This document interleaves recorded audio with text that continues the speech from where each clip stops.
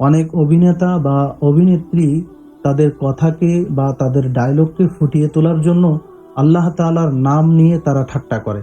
যেমন কেউ বলে যে সুবহান আল্লাহ এটা হয়েছে, বা সুবহান আল্লাহ তুমি এটা করেছো, আলহামদুলিল্লাহ এটা করেছো।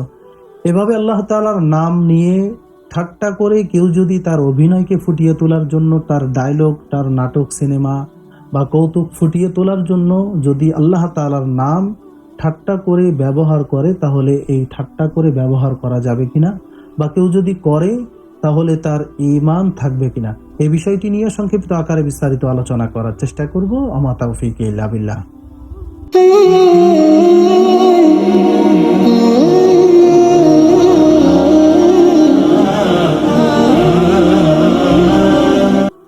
আসসালামু আলাইকুম ওয়া রাহমাতুল্লাহি ওয়া বারাকাতুহু। আলহামদুলিল্লাহি ওয়া কাফা ওয়া সালামুন আলা ইবাদিহিল্লাযীনা ইসতাফা, আম্মা বা'দ।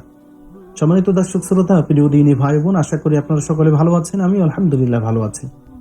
তো আমাদের সমাজে অনেক সময় আমরা অনেক হাসি রহস্যর জন্য আল্লাহ তাআলার নাম ব্যবহার করি।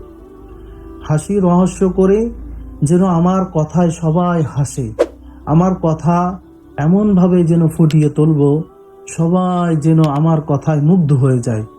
অথচ ওই জায়গায় আমি অন্য কথা দিয়ে তাদেরকে মন জয় করতে পারতাম, অন্য কথার মাধ্যমে তাদেরকে হাসাতে পারতাম, কিন্তু আমি সেটা ব্যবহার না করে আল্লাহ তাআলার নাম ব্যবহার করেছি।